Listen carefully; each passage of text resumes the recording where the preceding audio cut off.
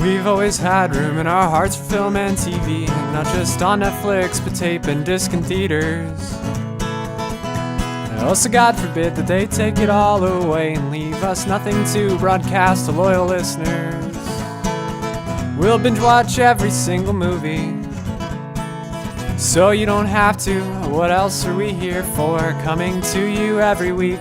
Listen to us while you're busy. Luckily, we forgot to grow up. Hey everybody, it's Craig. Hey, it's Scott. Hey, it's Andrew. Welcome to episode number 51 of the Forgot to Grow Up podcast, broadcasting from a tiny little spot in the middle of the Nevada desert. We're not telling anyone, and if you work for the government, turn the podcast off, please. That was pretty rough. Wow. I like it. On this week's episode of the Forgot to Grow Up podcast, I did not get the response I was We are hoping not for. burying bodies, just so everyone's clear. No This is not aliens. casino. No aliens here. I thought he was going to Area 51. That's where I was going with it. I immediately went, bodies are buried out there. Okay, then. I'm not saying we killed people and left them there, but...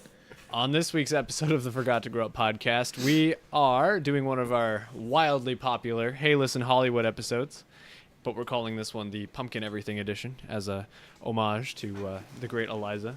If you don't know who she is, then get your life together. Hashtag pumpkin everything. Get your life together. Get your life. Go sit in a corner on a chair and think about what you've done. They're bringing it back. I like it. It's got to make its return at some point. So we, as I just found out or just forgot and remembered, are going to discuss ideas for rom-coms that have to do with fall themes, I guess. And then we're going to talk about what we watched this week in that segment that everyone wants us to call WWWTW. And then we're going to go to bed. So, which one of you two fine fellas wants to start off with the correct version of Hey Listen Hollywood this week? Well, I'm interested to hear Scott's. Me too.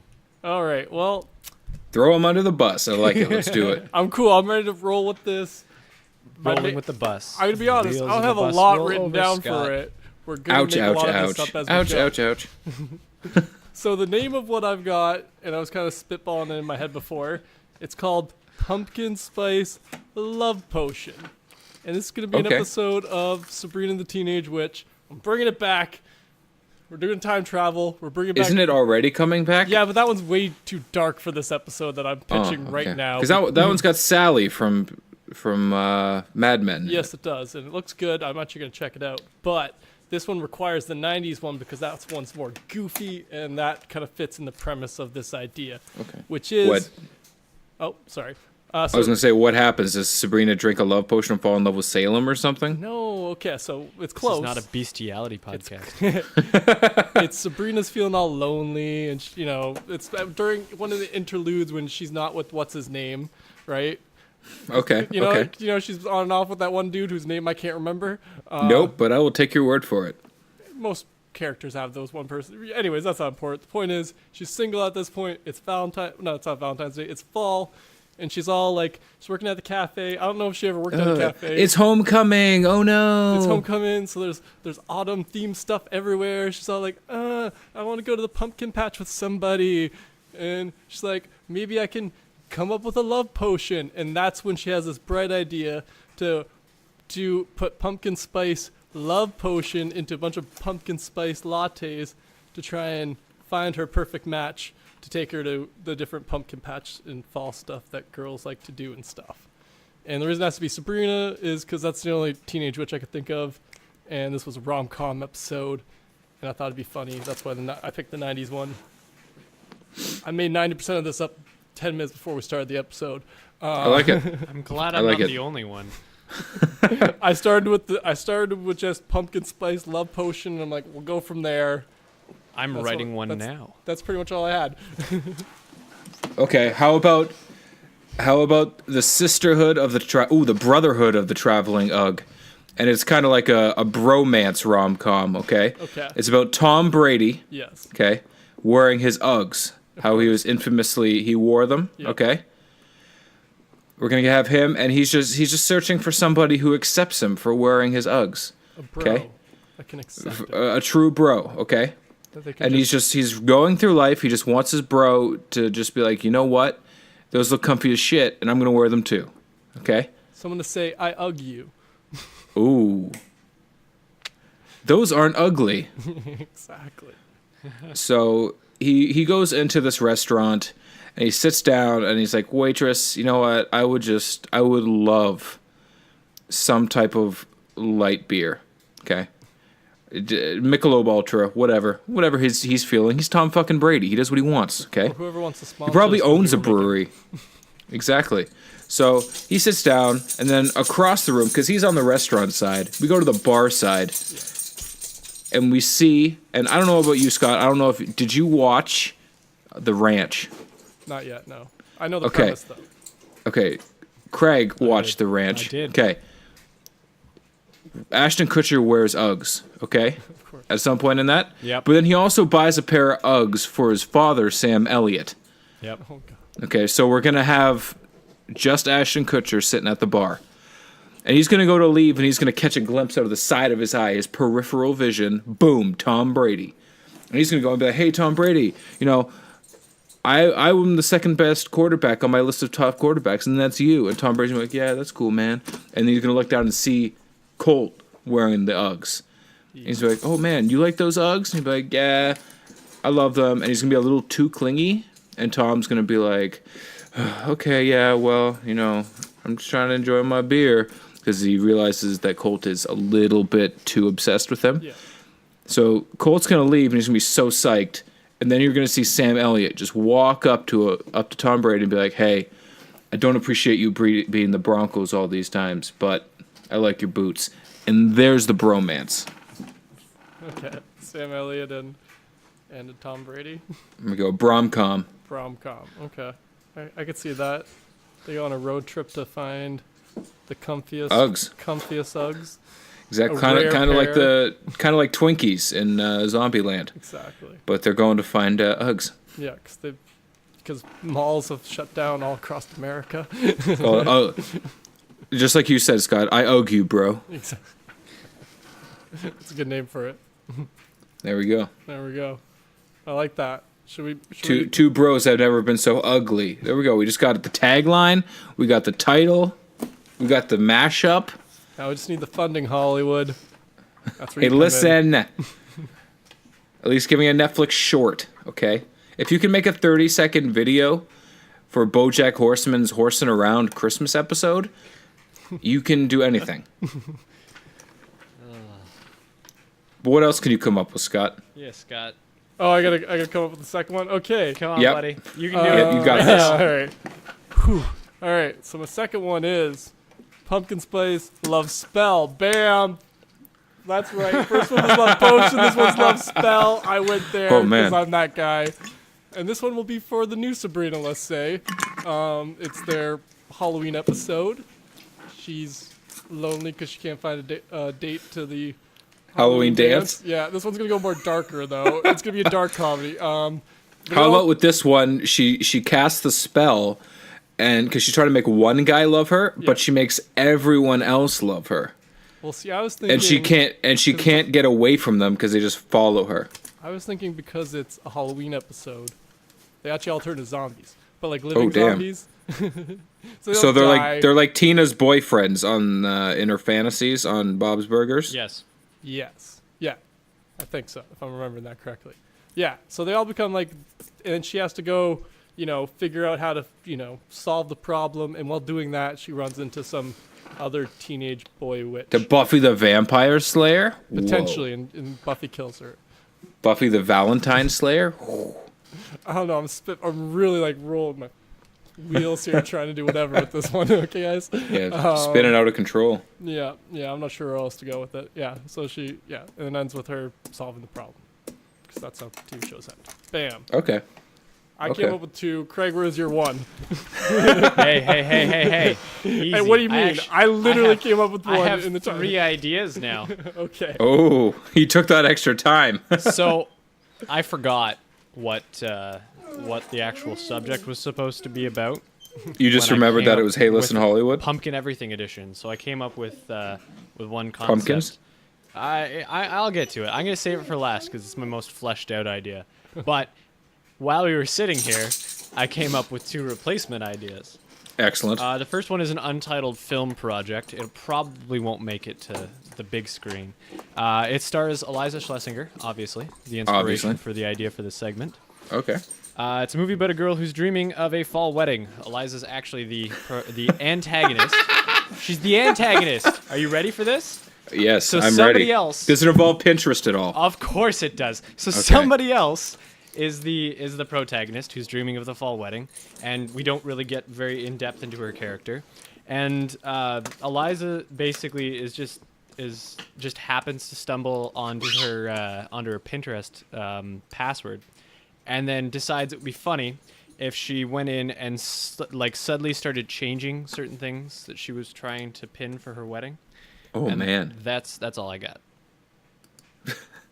So she ends up changing things so that this girl, like, she can maybe, like, just go back and decide things and show her boyfriend. Or she tells the fiance, listen, go on my Pinterest page, just print it off, and then we'll figure it out. So he prints it off, maybe. Yes, And it's then just that ridiculous relationship shit. falls apart because he realizes that he actually likes Eliza's sense of humor better, and then that's where the rom-com comes in. Oh, man. Love triangle, classic. Look at that. Brought it full circle. I like it. Who's gonna play the man? I don't know. I'm gonna pick Ryan. My money's Reynolds on Nick because, because that sounds funny, or Who? Ryan Gosling because you hate it. Who is the first one? Reynolds. I picked Reynolds. Right. first, Okay. but Gosling would be funnier. I accept that. I was gonna say Nick Kroll, but yeah, that Nick works Kroll too. would be hilarious. All right, any Just of because those he could pay the kind of passive, like, yes dear words. Yes, he would be type, really, and then really be good like, at that. John what is Mulaney wrong in with his- this in bitch? his film debut. That'd be fantastic. All kinds of people. My other idea that I just came up with 5 seconds ago isn't necessarily a rom-com in the traditional sense, because Scott, both of his ideas he came up with had to do with the word pumpkin spice. It made me think of the Spice Girls. So Oh man. the mockumentary that I've come up with is called Pumpkin Spice: The Extra Spice.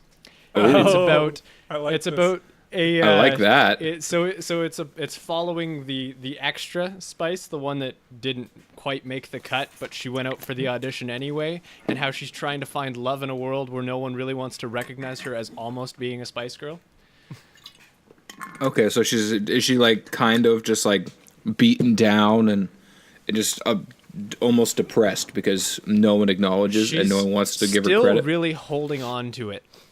Okay, just holding on to her glory days. Not even glory days, almost glory days. She's Okay. just really holding on to the fact that she was almost pumpkin spice. So close. I know. I can't figure out who I'd want cast as that. Something says, oh no, I can't remember her name. What was she in? Brooklyn Nine-Nine. A British Gina. lady? No, the one who plays Gina. Oh, Gina Letti, Yeah. Chelsea Peretti. There you go, Chelsea Peretti.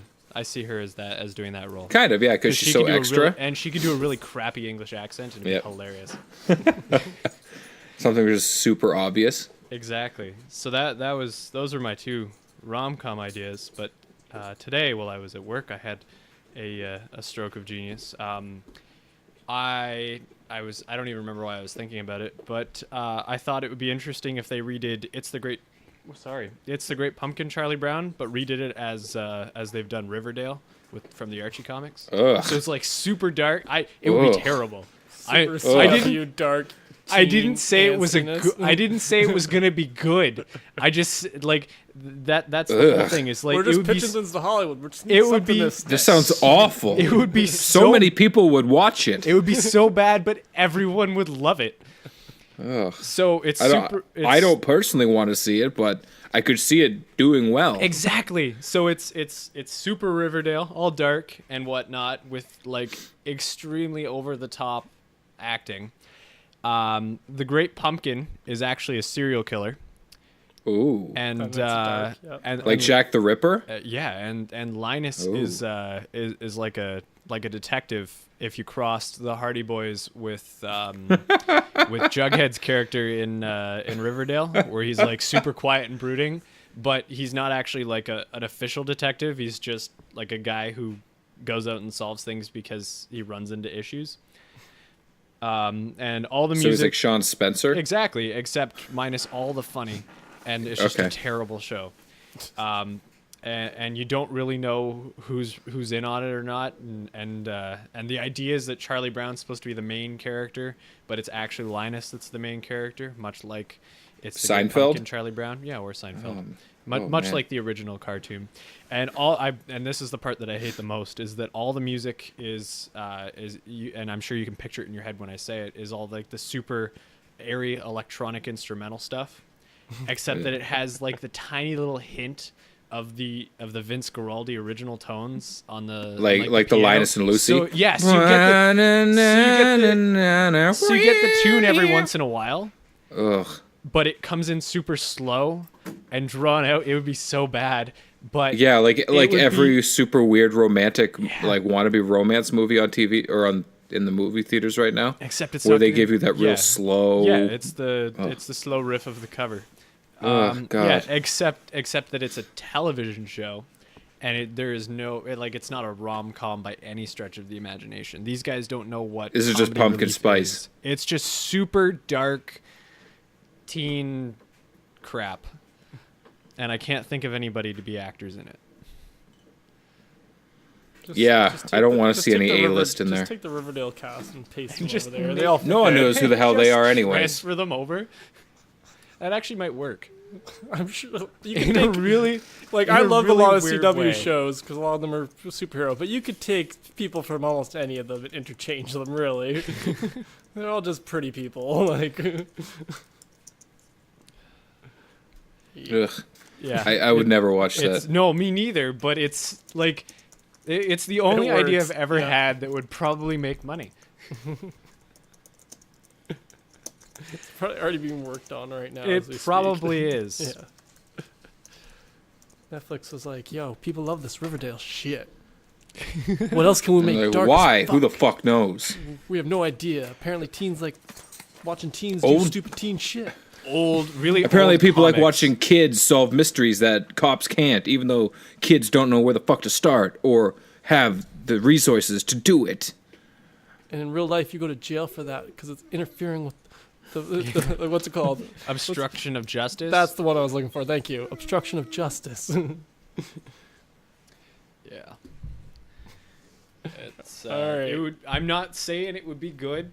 I'm not saying it's something I would watch, but it is definitely something that you would pitch. Oh yeah, absolutely. If I wanted to make money quick, I'd pitch that. Yeah, I'd pitch that. Hey Netflix. Either that or try mixing daiquiris with Ambien. Either mixing daiquiris with Ambien or pitching a really bad Charlie.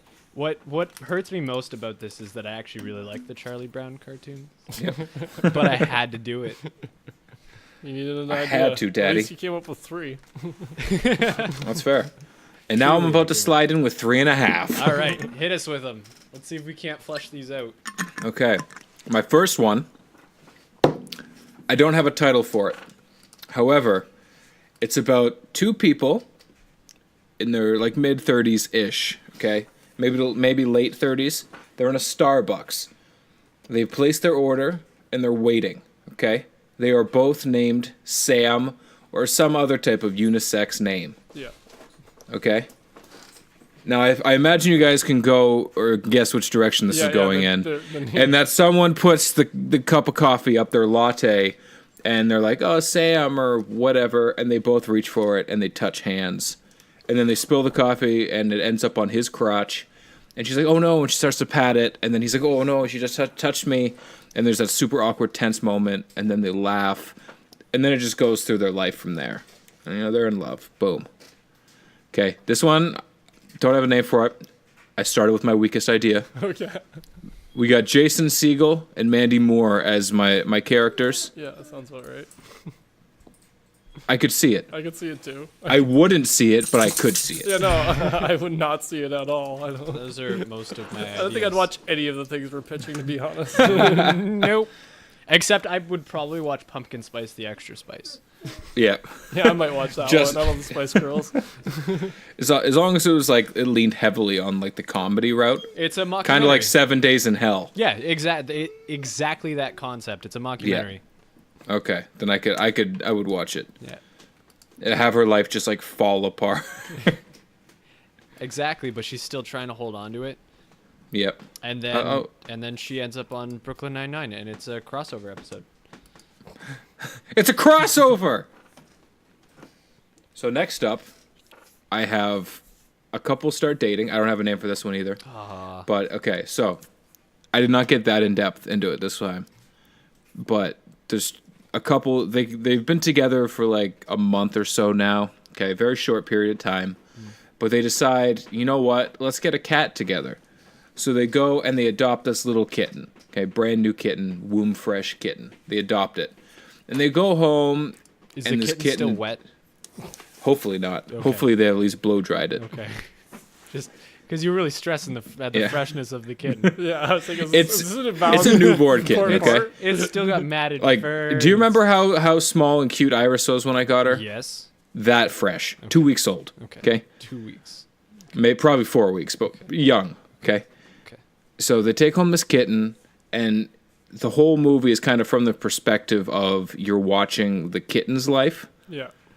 So they're together. You watch them grow into love. They get engaged. A year later, the kitten's now officially a cat. They get married like 6 months after that. The cat's still the cat. Mm-hmm.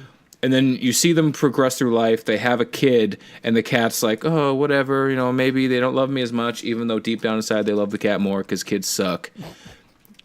So then you see all of a sudden you see the relationship start to get kind of rocky, and the cat will go for rubs, and then he'll be like, you know what, leave me alone right now, Trevor, and he'll get up and walk away. So he'll go over to mom, and mom will be like crying in the bathroom with her bottle of Chardonnay, and then the cat's like, ooh, can't be involved in this right now. So he'll leave, and then you see them, bam, divorce. They get divorced, and the cat's like, oh, what happens? So they go to court, and they're like, well, now we got to figure out who gets the kid. But then more importantly, who gets Trevor? They got to figure out who gets the cat. The kid doesn't even have a name in this film concept you have. No, the kid sucks, okay? The cat does, okay? So they split up, and then they get alternative custody. When one has the cat, one has the kid. They keep them separated the kid because... never gets to see the cat? The kid sucks, okay? We already covered that. The kid sucks. That's the premise of this movie. So they have alternative custody, and they keep doing it. And then one night when the dad has Trevor gets sick, and they got to rush him to the vet, okay? So he doesn't initially tell his ex-wife. She just shows up expecting to pick up a bag for the kid because his homework was in it, and he's not there, and neither is Trevor. So she calls him 100,000 times, and she has to go to the vets. Boom. Gets him there, corners him, and they start arguing. And then the kid's sitting out in the hallway, and then they kind of laugh. They're like, you know what? We obviously, what happened to us? One of those scenarios. Mm-hmm. And then they start kind of talking, and they rekindle it, and they realize, you know what? We spent too much time focusing on us, and we didn't focus on life. I thought you were going to say the cat, and I was like, no. No, life, okay? They were too busy worrying about their individual selves, and they didn't worry about, what's our part of this. Yeah. So they get back together, and then Trevor is happy. Oh, I thought Trevor died. I have a title for you. No, fuck you, man. Don't say that shit. This isn't Marley and me. I have a title for you. Martyr, so he learns. What's that? Is it called Perfect Love or something like that? No, that's terrible. Love ain't perfect. No, well, that'd be a really good tagline. Yep. But we're gonna release it at the end of September, and we're gonna call it Black Cat. Ooh. And then your tagline can be Love Ain't Perfect. Love ain't perfect. But I like it. PURRFECT. Yeah. Yes. Of course. This summer, Love ain't perfect, or this autumn, Love ain't perfect. This fall. This fall. Fall in love. And it ain't perfect. And then they'll have little baby Blue, the raptor, but it'll be Trevor. So next up on my list, I want to see just one episode of Bob's Burgers where the entire thing is Bob and Linda on a date night without the kids. Okay. Just them being super weird, super awkward, just trying to figure themselves out when they were in their 30s. Mm-hmm. And that's it. That's just something I want out there on the record. Okay. I don't have an idea for the episode. I just want to see it. Valid. Okay. No. Next up, okay. This is one I thought of like 2 minutes before we started recording. And this is one that I would absolutely go see in theaters. And the premise of this one is quarterback for the Toronto Argos, McLeod Bethel Thompson, trying to find love on Tinder. He's just swiping right, swiping right. I don't know what he's swiping on. Maybe that's what he's into. We don't judge. Yeah, I don't judge. Okay, he's just swiping in that direction, just trying to find it. And every date he goes on, it's just a pissed off Argos fan. Like, what are you doing, man? What are you doing? Pissed off Argos fans' wives, things like that. Yeah, and he can't find love because they're all just pissed at him for losing. But then he bumps into someone who is his absolute soulmate. She's a Ticats fan. That's what I was gonna say. She doesn't want him to succeed, so she's happy that he's not that great, setting the bar so low. That would make a really good comedy aspect of the rom-com. Yeah. It's like, Except I love you and I want you to do well, but don't. Except 3/4 of the way through the movie, he gets traded to Hamilton, which puts things on the rocks because he has to play well. And of course, somehow they stumble through a couple seasons game he plays, and they go to the Grey Cup, where he is the starting quarterback.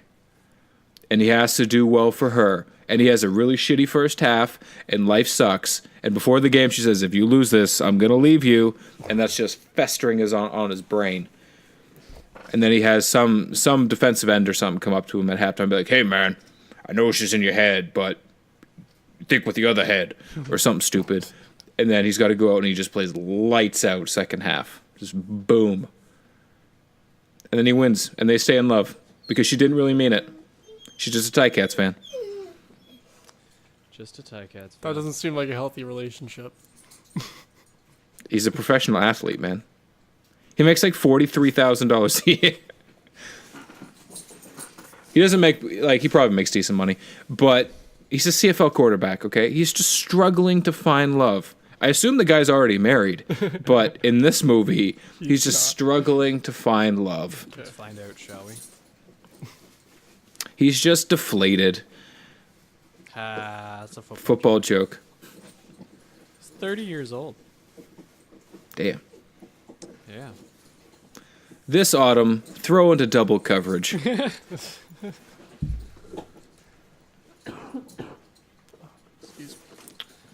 But that's my fourth, and then my last one. I think Craig could get in on board with this one. Do you remember the episode of Brooklyn Nine-Nine? It's the Thanksgiving episode from season 5. Okay, it's the episode where it starts off with him and Kevin. They went and got their the oat pie or the acorn pie or whatever the hell it is. Okay. They go on their drives up to the wherever and they get the pie. It's like 3 hours of silence, just no talking. Okay. I want to see a movie based off of that drive. Not just them in silence though. I want to see them like just talking, having like super just candid conversation, maybe just reminiscing about past relationships or how they got to there, and just have the whole movie built around flashbacks of stuff where you get to see Kevin or Holt with like a previous boyfriend doing something on a Thanksgiving, or just them doing something, or just a flashback to them sitting eating dinner quietly, because that's probably something they do. Where it's like Wall-E, but they don't talk. Exactly. Yeah, for the entire time. Yep. But then you get to see that Kevin actually dated Ted Danson. Because, of course, Ted Danson has to be there. Ted Danson's... Yeah. Without Ted Danson, do you even have a movie? That's fair. Has Ted Danson even been in a movie? Probably, hopefully. I don't know. I imagine so. But anyways, that was my final pitch. I think that's all our pitches then. Yeah. I think my Argos McLeod Bethel Thompson one was probably the best. Ted Danson was in Saving Private Ryan.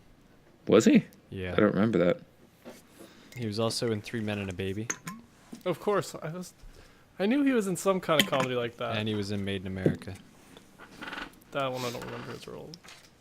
That's, I do remember with Three Men and a Whoopi Baby. Goldberg in that movie. But yes, 3 Men and a Baby. Anyway. 3 Men and whose baby? I don't know. It's a mystery baby. Oh shit, is it our baby? Well, no, that's the question they're trying to figure out. Because I think it's like the three of them live together, and the baby just gets kind of sent there with a note being like, you know, you're the father, da da da. But it doesn't have like any name on it, like to which one of the three it was like being left for. So then they go through the whole movie. I believe I haven't seen this since I was a child. I think. Yeah, I don't think I've ever seen I think it. Tom Selleck is the other one. Tom Selleck Yeah. and Steve Guttenberg in it. Yeah. 3 bachelor damn. friends, architect Peter, artist Michael, and actor Jack are sharing an apartment in Manhattan. After Jack goes filming in Turkey, his 2 flatmates find his baby daughter, which Jack doesn't know about, left outside the door. The 2 are left to look after the baby and realize how difficult this can be. How would this baby change the lifestyle of these confirmed bachelors? Well, that's So it's like stupid that so they it's like already know. the it's like the Quagmire's baby writes episode. That's probably Who writes a synopsis of a film and includes the answer to whose baby it is? whose baby was it? It was Jack's baby. Jack is Ted Danson. Oh damn. Yeah, it's Ted Danson's baby. Man, if only. And Tom Selleck and Steve Guttenberg have to figure out how hard it is to live with a baby as 2 bachelors. Sounds terrible. It's not too bad. Not the movie. Living Oh. with being a bachelor and having a baby. That sounds awful right now. Well, there's that too. Yeah. Ugh. Ugh. That was in the 90s, though. Oh, even worse. Had to worry about the baby, Baby in getting the AIDS. 90s? Ugh. Well, I mean, it's still a Just- thing, but it's less of a Us, you thing. mean? Any one of us could have been that baby. That's true. Man, if only I was Ted Danson's baby. Yeah, That would be Ted amazing. Danson and Tom Selleck? Yes, please. I'll hang out with It those wouldn't be guys. as creepy of me talking about him all the time. I'd just be talking about my pops. You'd be like, Dad? Ted Danson. And he'd be like, oh my God. You've been saying that since you were 4. Shut up. Shut up. Sam! Like, why? Am I not going to go to the good place? And he'd be like, that's it. I'm done. Speaking of Ted Danson and The Good Place, now that you've Ooh, done that nice little segue. Yeah, oh yeah, right there. WWWTW time. Or Yep. WWWTWT, if we want to continue the acronym. WTWTWTWTW. Ad nauseam. Let's talk about The Good Place Season 2, shall we? Yeah. So I think I watched less episodes than both of you. I'm 4 or 5 in. Okay, so I've watched I am the same through number it of episodes twice, as Scott. so... I've seen the same number of episodes as Scott. Okay. Okay, cool. Let's talk about your 4 episodes. Okay. Sounds like a plan. What? I don't like it as much as season 1. No, Because really. I Yeah, don't really, like- you who did not want the second season to exist. I didn't want the season to exist. So surprise. Surprise. No, I don't like it as much as season 1. I don't look forward to Season 3. I don't like But- how... Does that have anything to do with the way it ends or just in general? I'm kind of on the same page as you. Like, I think Season 1 was just perfect. Well, because season 1, you're like, okay, I think I understand what's going on. And then spoilers, at the end of season 1, you're like, You don't know nope, what's going it's on." all completely messed up. And then you're like, what could they possibly do with season 2? And then season 2 is exactly what you think it would be, where you know what's going on. And it's just, I don't know, it just seems dumb to me that, especially the first few episodes, has basically just been the same problem over and over and over again, just in different, in varying degrees. It of grows amount. quickly after that. Good, because I got to the point, I don't know if Scott's as far as, well, I mean, it's only a couple episodes in where they're starting to work with Ted Danson's character. That was what literally I- the last episode, because that's at the Yeah. end of an episode, and that's just where I finished. So off then last. I'm an episode further than you are. And yeah.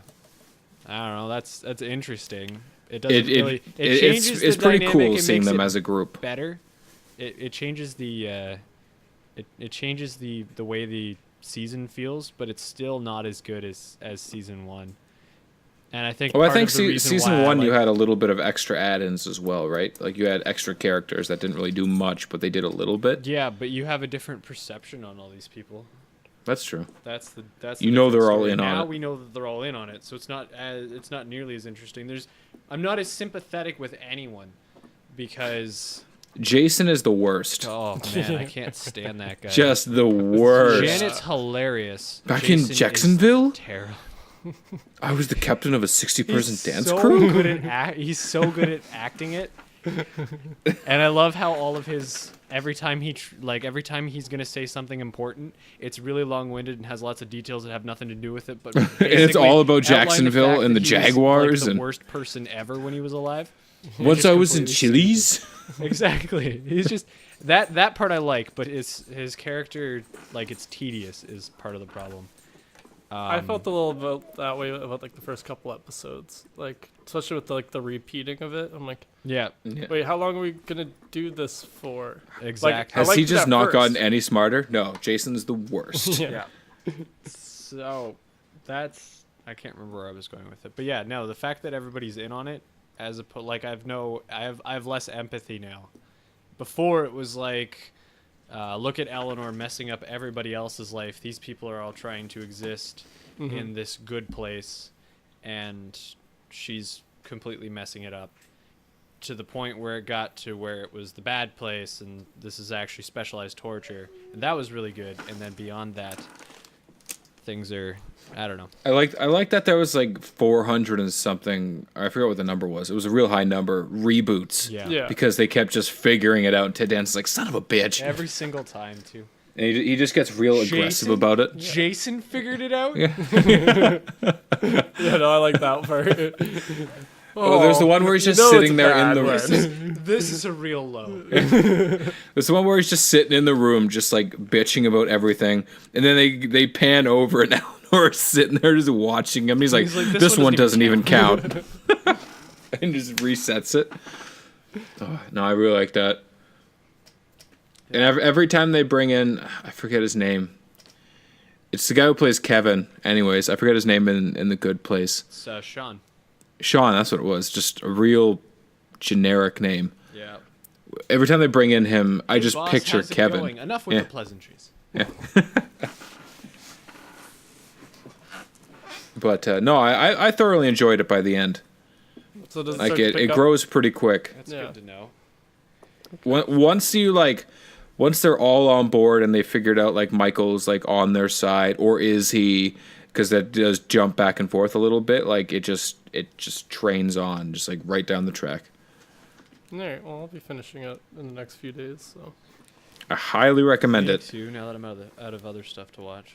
because Good Place is one of the, like we've said before, one of the best secret sneak up on you shows that no one knows about. Exactly. It just kind of happened. Yeah, you're welcome. we had nothing to do with it, but it happened. Oh, I'm the reason it happened, guys. I didn't tell you. Oh, Surprise! That's my good place. this explains a lot, actually, especially about the show.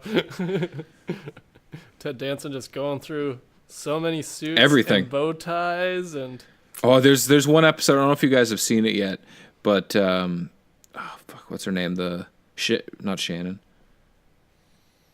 Who's the AI? Like Janet. the Siri. Janet, that's what it was. Where she just like shits on his bow tie. She's like, I hate your bow tie. He's like, what? The bow tie comes Like up a lot, though. Always trust a guy in a bow tie. Always. Not a bolo tie, though. No, that's a different Never story trust a bolo entirely. tie. But what else did you watch, Craig? So Archer Season 9 came to Netflix. Okay.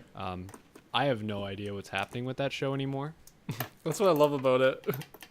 So it starts off as they're a spy agency, and then I think that the name caught up with them, and just the natural progression of ISIS as a whole, they basically disbanded and became a detective agency for a season, and then they also did Archer Vice, so they sold cocaine. Then they became a detective agency. Then Archer ended up in a coma, and so Dreamland happened, where everybody's reassigned to different characters. Like they're the same person, so the same drawing or the same character and the same voice, but they do different things as part of the universe. So it's this whole story arc that's different from the typical Archer universe, but it's still within the same idea, but it's all happening within his head. But that was supposed to be done, as far as I remember, at the end of Dreamland. Mm-hmm. And then this season is Danger Island. And you just and start it's the off same right in Danger concept, Island. Yeah. except that there's no premise of you're in a there's no premise of Archer's in a coma and this is what's happening in his head. It's like this is fact, and everybody's got their reassigned characters, and they basically have the same kinds of traits, but they're in different roles. And then the very end, like the last 2 minutes, is just like very 2001: A Space Odyssey-esque, where it's silent spaceship and just different shots, but long shots of the inside of the cold spaceship. Then it goes to a computer, and it turns on, and then it activates, wakes up two. They're supposed to be cryo tanks with people inside of them, and the one is Archer, and that's where it ends. So it's like, is that a? I don't understand what's going on anymore. The show it's not the same as it was. It's still really good, but it's not the same show that it was before, which is fine. If they want to keep reinventing themselves every season, then I'm okay with that. I think it's a way of them keeping it fresh and kind of keeping people Exactly. intrigued. Well, then you don't run out of stuff. You can keep redoing different things and bringing back similar jokes without it getting tired. Yeah. No, I agree. Yeah, I like it. I haven't seen it, so Yeah, I don't know if it's really for an Andrew thing though. So yeah, that it makes didn't sense. it didn't strike it as an Andrew thing. So No.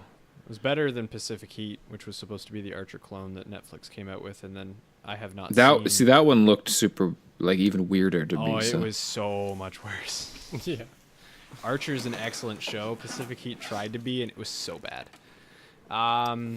Let's see. I went to New Brunswick this week, so I watched Psych. Never mind. He's been here the whole time, guys. Bill Burr special. Well, out in the travels there. I don't know which one because I didn't put it on. Watched a Dave Chappelle special as well. I've seen both of them though. I watched Daniel Sloss's specials again. Oh, so good. I know, so we'll talk about that when So we get to good. yours because you remember them better than I do.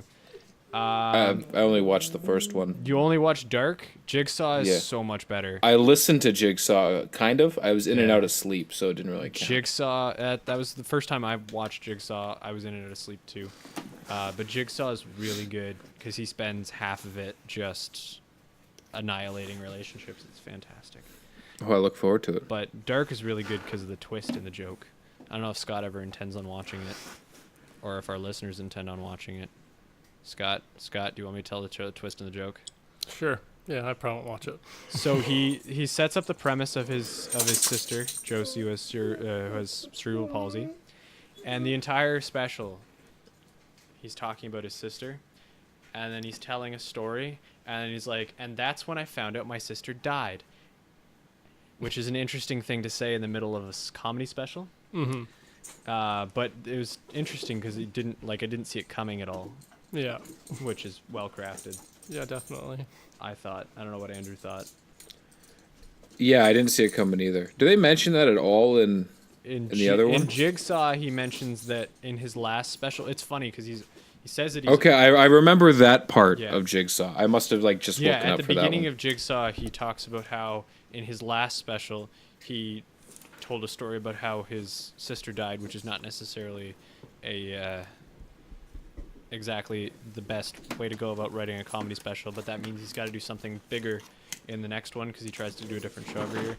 He uses that to talk It's about kind of like Oswald Patton talking about his dead wife and having to deal with that. Exactly. It's not funny, but you're kind of like, ooh. Yeah, it was the same concept, yeah. So I watched that. Season 1 of Explained is done, and I'm disappointed because I was hoping for another episode. But the last one was music. That was really interesting in how like every culture in the world has some form of music developed independently, but they vary depending on which culture you are, what you see as happy versus what you see as sad. And then they also talked about how no animals have the same recognition of music as we do. most animals have different animals have different portions. Some recognize rhythm, some recognize beat, some recognize pitch. But none of them have the full range. The full range that we do. That's really interesting. It was interesting. That one is one of the ones that's definitely well worth watching. They all are, so watch all 20 episodes. But if you watch any, that's one of them. That, and I would say the racial wealth gap, and I can't think of any others at the top of my head right now. There's a bunch of them though, a bunch of really good ones. The one that Nick Kroll is the the exclamation mark. That's the one. You can probably stay away from K-pop if that's not your bag. The rest of it's all really good.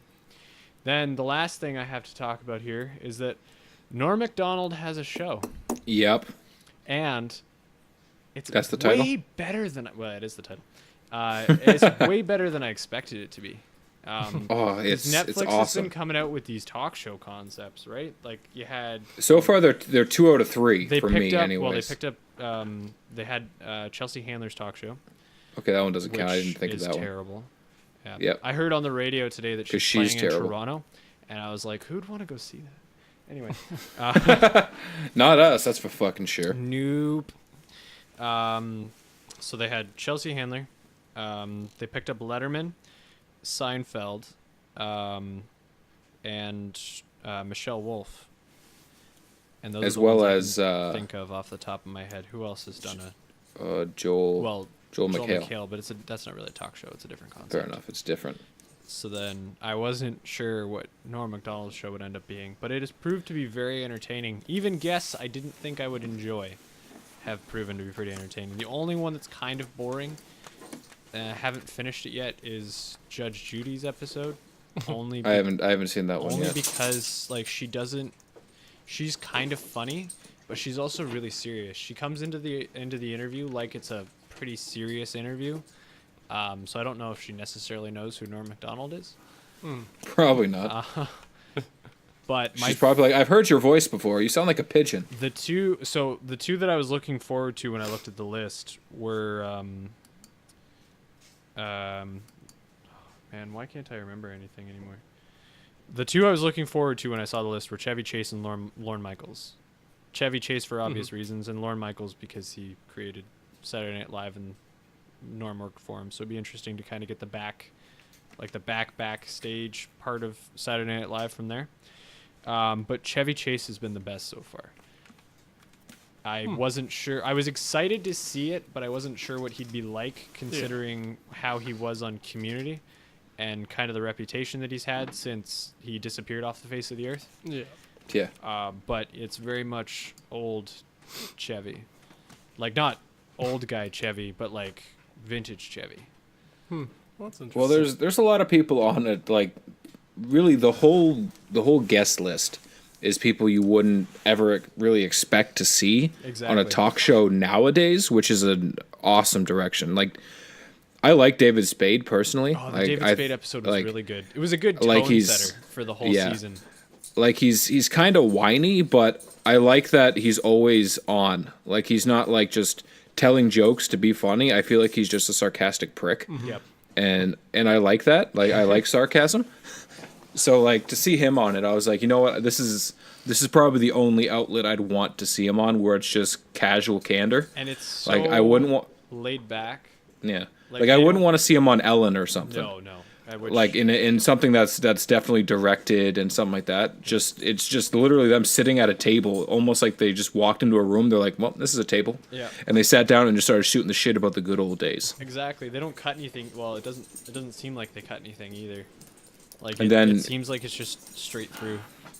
And then they joke about it, like, oh, when we go to commercial, and they'll cut away and keep talking, and then come back from the commercial. They've done that with all the ones too. And I like Adam Egan a little. He's the guy. There's no point for him to be there. He was in Joe Dirt too. I looked him up. He was in Joe Dirt too. He works with Norm Macdonald on a lot of stuff, though. Does he? That's why he's with him, I think. Maybe it's just buddies, and he's like, hey man, I need a job. Yeah. Either Norm had or still has a podcast, and they were co-hosts on it. Oh, okay. Maybe that's how we got it. Yeah, I maybe. was gonna say that's what I think that's how it kind of went about, was that he had a podcast, and that kind of led to the Yeah, that's how you like got my the favorite talk show. part about Norm Macdonald, and it's in all his comedy. They joke about it on the Family Guy episode where 'twas the night before Christmas. Was He's so Was. all over the map. I know. He's like, oh yeah, guys, I'm thinking about going to buy a couch. And when I was a kid, my grandmother, oh man, she had the nicest fridge. It was always stocked up. Like there was always some fresh cold milk in there. Speaking of milk, I went to the grocery store today, and you will not believe what I saw. And I just had to go home, and I sat on the couch, and like it all comes full circle. Yeah, But just the trip there. What's funny is that there are some people who, if they did that, you'd be like, oh my gosh, this is so boring. You guys need to shut up. If my mom started talking to me like that, which she has, and I love her, like we always end up bickering. Yeah. Like But there's something if about Norm the way started that- talking to me, I'd be like, Yep. keep telling me stories. There's Norm. something about the way that Norm Macdonald talks and the way, well, I think his voice helps, but just part of his... His voice is probably one of the most recognizable. Oh, yeah, absolutely. Like if Matt Damon like came on the podcast and started talking and I couldn't see him, I'd be like, is that fucking Matt Damon? But if Norm Macdonald came on the podcast and started talking, I'd be like, holy shit, it's Norm Macdonald. Yeah. It's Pigeon. He's hilarious. But I think, yeah, Chevy Chase was really good just because it was just funny the entire way through. They talked about serious stuff, but that guy's on all the time as well. It's just, Well, he's probably coked out of his mind still. he's just doing hilarious stuff. Like he would take a little drink of water and then cough, but in a overly exaggerated way. And Yeah. poor Adam at the end of the table couldn't friggin' handle it. And then every time Adam opens his mouth, Chevy looks at him and he's like, "Stop, we're talking." And then gives him the biggest smile ever. Like he's completely messing with him. But and just the entire episode, Adam and Norm are just laughing. It was really good. It was one of those surprise things. I was laying in bed on a Sunday morning I guess it was not this past weekend, but the weekend before. And I didn't want to get up yet. And Kendall wasn't ready to get up. So we're just laying there. She went back to sleep and I was like, well, okay, I need to watch something, but not something that like I'm going to want to hear everything. So I'll watch Norm, where I can keep it quiet and it'll be like, just them talking. And then it ended up being ridiculous because I laughed so loud and Kendall got kind of mad at me. But it was justified. Well, it was justified laughter. I haven't laughed that hard at two people talking in a really long time. Yeah, like usually the only time I laugh that hard is when we're talking, Craig. Yeah, there you go. Thank you. That was quite the compliment. No problem. Same here, buddy. and a big No insult to me. Sorry, Scott. What'd you watch this week, buddy? I just had to interject. Scott, we something. usually just rant at each other. Like that's we feel each other's anger fire. It's true. It's We very fulfill true. we fulfill each other in different ways. Our listeners can take that in any context they'd like. Yep. Any Yep. context. That is how this podcast works. You Absolutely. pull your own context. All right. So what I watched this week was I finally checked out Baby Driver, Okay. which was pretty I hear good. that's good. Is it Yeah, good? I enjoyed it for like what it is. It's a fun action movie, kind of action and heist movie. I like the concept. John Hamm's awesome. Yeah, Yeah. No shit. yeah. So it was good. Yeah, I don't have much to say besides that. I also watched Batman Ninja or Ninja Batman. How I don't know how which way is it goes. Well, it was actually. I was surprised how much I enjoyed it, considering it's like a straight anime. Yeah, I don't like that style of animation. That's fair. It I could see that. I can understand that. like it's really high quality, Yeah. but it's just not for me. No, it's not the Like one. my I animation, watch. I either want like the way DC's going now, like Yeah. that type of animation, or I want like Transformers Beast Wars or Reboot level, where it's super cheap, but just the resolution looks amazing. Yeah, Where it's just because they put different textures on it.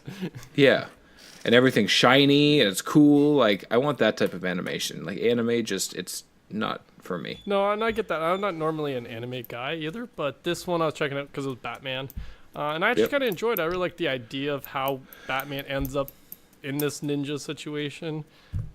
What's the plot behind it? Because I probably won't watch it until it ends up on Netflix. That's fair. That's only a month away, actually. I saw. Yeah. But so that's the one I did not buy.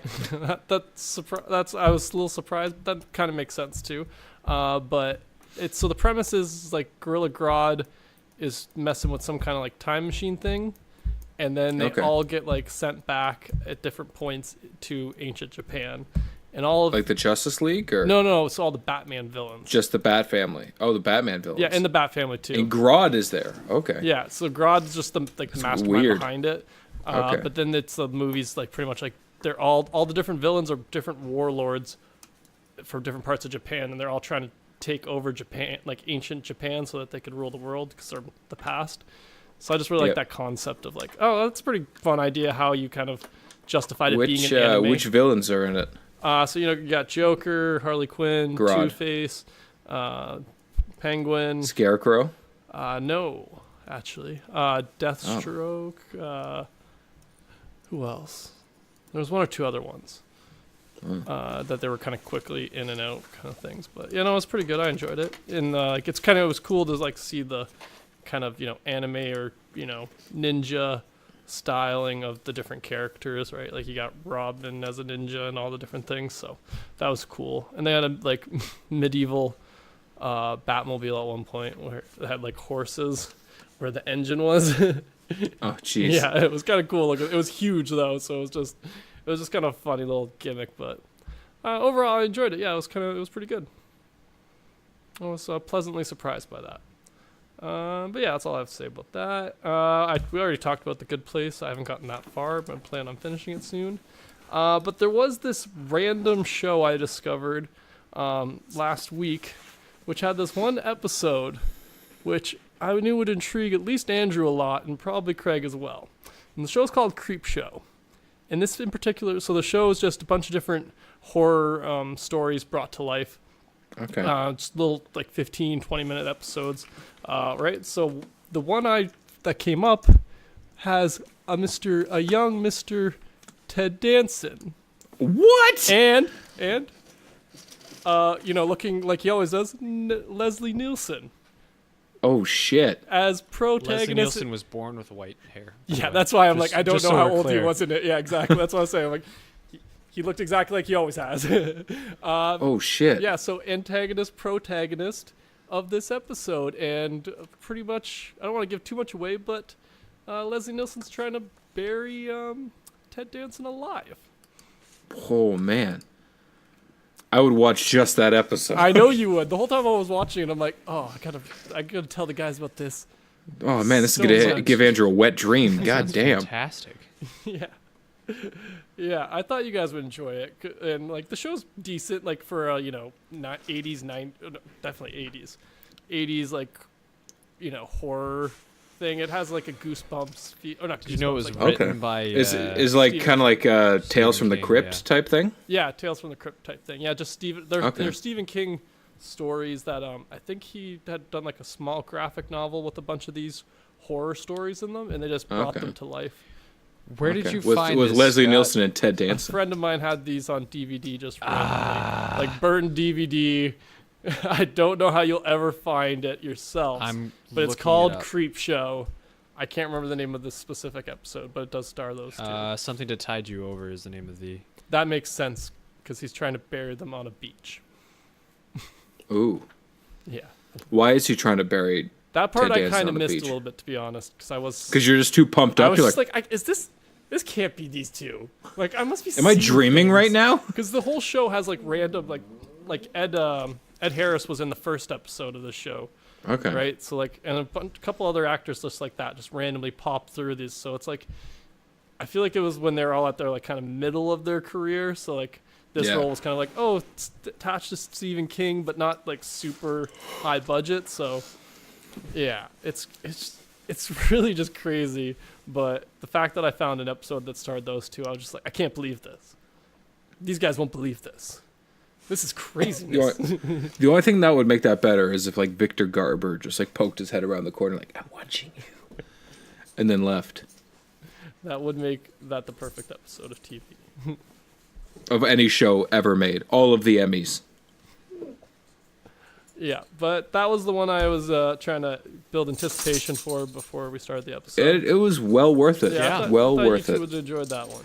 But that's pretty much all I watched this week besides, my normal stuff that I rewatch. Andrew, what did you watch this week? Well, I had a fairly heavy workload when it comes to movies over the last little while. Yeah.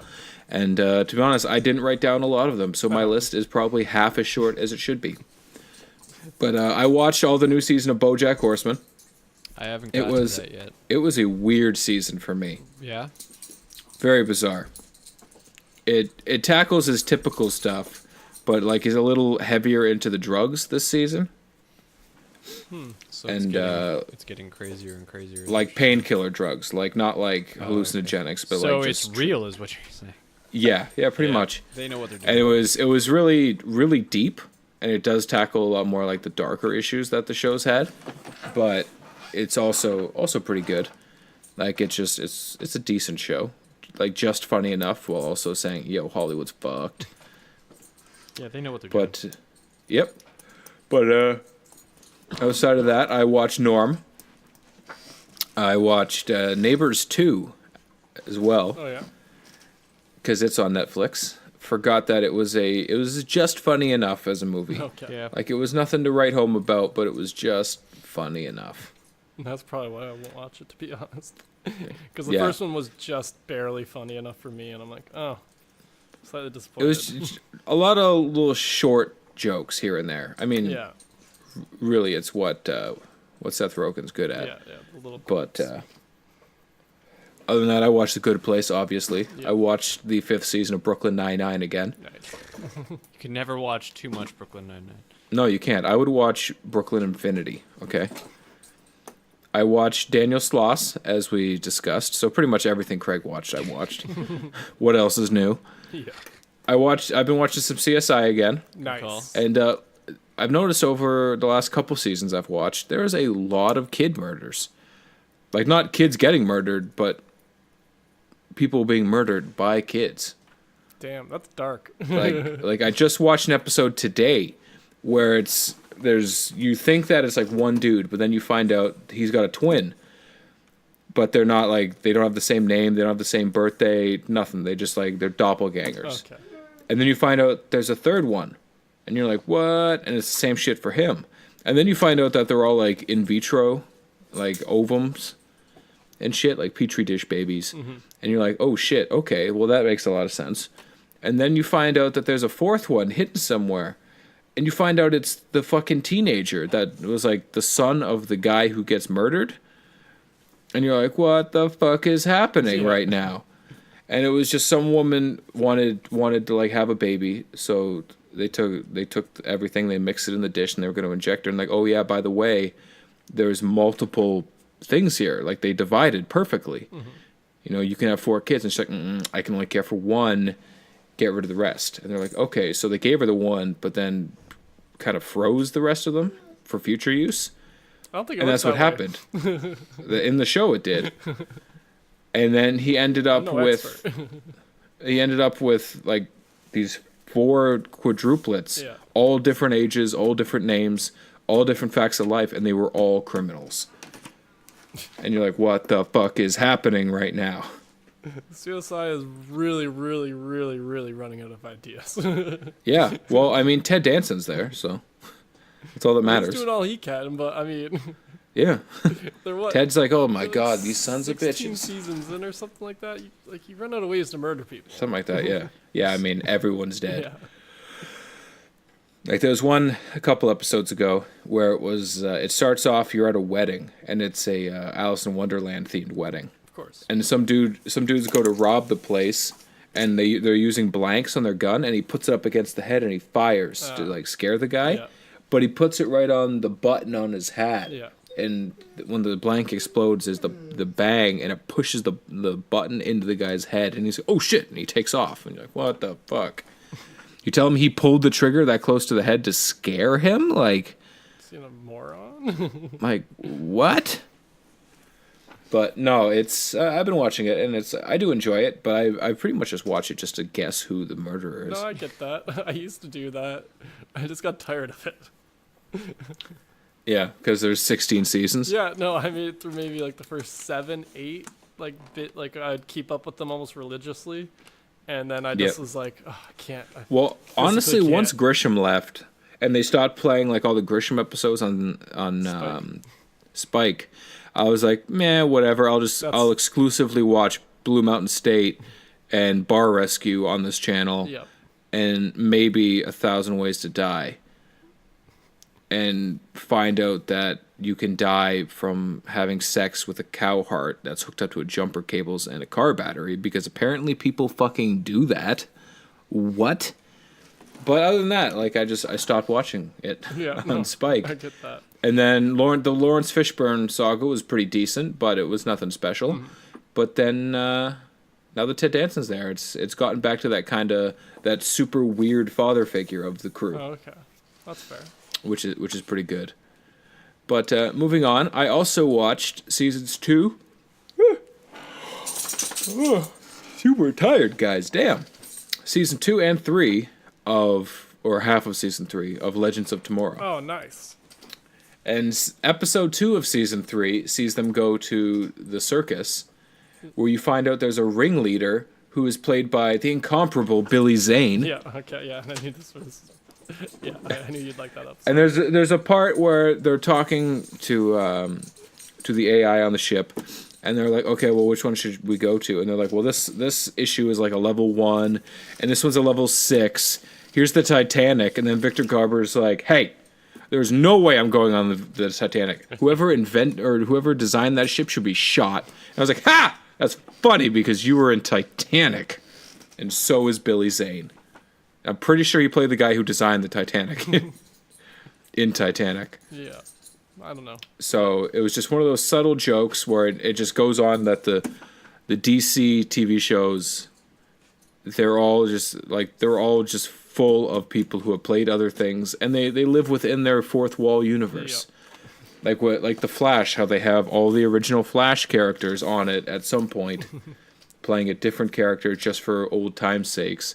And now you get actors who have worked together on other things, just making little jokes about things they've worked on. I like it personally. Oh, yeah. Like it's corny, but it's also just enough action to get me past it. No, I get it. And it's a lot of B-list actors, which I also like. I like seeing people who aren't just huge names thrown into shows for the sake of making a TV show. No, I agree. Oh, and I love Legends. I watch that shit all the time. love that shit all the time. Don't know why Sarah's leather jacket thing is so low cut. It looks super uncomfortable. I hate the color of it too. It's such a weird white. I'm like, it's like white and gray. Yeah, it just looks dirty all the time. I'm just like, is that what my big thing is that it just doesn't look comfortable. It looks good. Don't get me wrong. She looks fantastic in it. It looks weird to me. I'm like, but maybe that's the comic book origins of it, but it looks weird. It looks so uncomfortable. Yeah, I don't know how she could fight with that. It doesn't seem like a very no, I feel like it's like athletic apparel for some of these things. It's like most comic book female characters. I get that it's just a bunch of horny, lonely dudes who are drawing them. But come on, man. Did Huntress really need to wear something that skimpy? Yeah, no, I agree. She's how are you supposed to take anyone down in that? Yeah, how are you supposed to fight in booty shorts? I don't understand the practicality with fishnet stockings. Of trying to fight in heels. No. I'm not an expert run in at heels. No. But all these freaking what's her name? All the Canaries. Every one of the Canaries has had heels.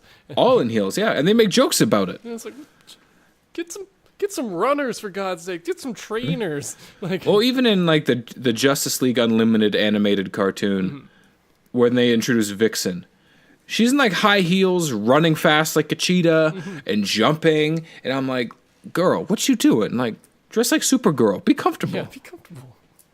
Speaking of which, and that's another thing, some of her, the Power Girl versions of her, not Supergirl, Power Girl, is where she starts to get super, super, super busty.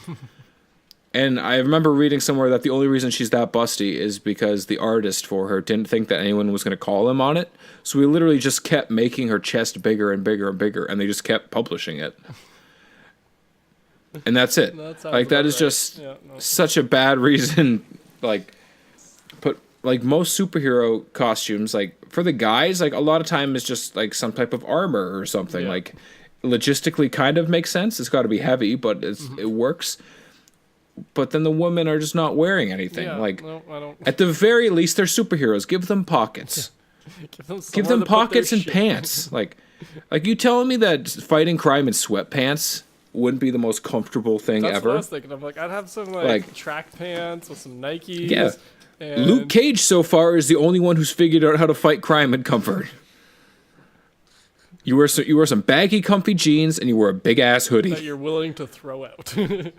Every single day. Yes. All of the days ever. 365 days, 365 sweaters.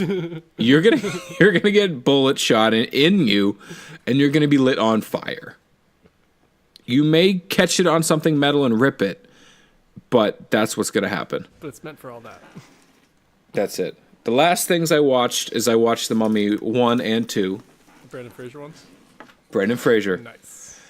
And let me say, those movies are so much better than I remember them They're being. great. I love those movies. They're so good. They're just corny enough. Yeah. The casting is just mint. Oh, it's perfect. And like there's just enough action. Oh, like the guy who plays Emotep is perfect. Badass. Perfect. Okay. Perfect level of like talks when he needs to, but just got that face. Stoic. Yeah, stoic. Yeah, that's just what like I'm he's for just a when you rock. need it, Like yeah. And then you move over, and in the first one, you only see her at the beginning, where you see the Pharaoh's lover. I forget her name. It's like Ahmed Nuro, whatever. His girlfriend. Yeah, no, I'm blanking. In the first one, you see her at the beginning. But in the second one, she's actually one of the main characters. Yeah. And she is terrifying and beautiful. Like, she's like, I have things in my feelings, but also don't hurt me. Like, it's just amazing. And then you go over to Brendan Fraser, and he's perfect. Like, he fits that, at least back when they made the movies. Yeah. He fits that, like, just action enough. But like, then he's also... Him as that, in that role. Like, you don't... It's not, like, quite like The Rock, where it's like, oh... The Rock's not exactly a normal, everyday person. But Brendan Fraser, like... No, I could see He looks like an everyday guy. Yeah, who's, like, slightly more fit, who does, like, a labor job or something. Yeah. Like, I'm like, yeah, okay. I could see he has, some mercenary type or soldier turned mercenary. No, for him, he's just like, oh, God, why is this happening again? Yeah. Like, that's his whole life. It's just like, why did I marry this woman? And then you get his brother-in-law. Yeah. You get Rachel Weisz's brother, and he's just a greedy son of a bitch, just hilarious. A slimy dude, and he's so useless.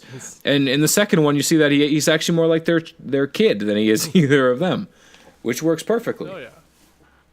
And then they have the kid. But then yeah. I hate that kid. He puts the bracelet on. What are you doing, kid? Like, come on, you know better than this.